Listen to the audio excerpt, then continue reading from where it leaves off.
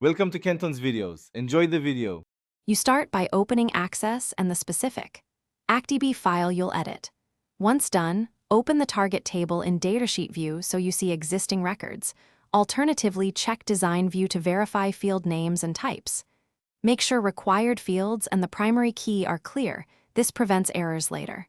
If a lookup or relational constraint exists, note it now. You're ready to add a record. Next, we'll enter data correctly and respect field formats, so Access accepts the new row. Now, click the blank New Record row at the bottom or choose Home New Record. Access focuses the first field automatically. You type values field by field, observe types, use numbers for number fields, proper date format for date/time, and select from lookup lists when present. If a field requires a specific format, Access will flag it immediately, so correct any red marks. Once all fields are filled, make sure relationships aren't violated. Saving happens automatically when the record moves focus. To finalize, move off the current row or press Enter. Access commits the record automatically. You don't need an explicit save button.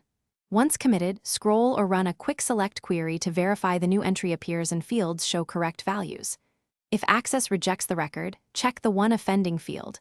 Required fields left blank, mismatched data types, relationship constraints, or validation rules often cause failures. If needed, correct the value and re-enter. That usually resolves the issue quickly. Thanks for watching. Consider subscribing if we helped you.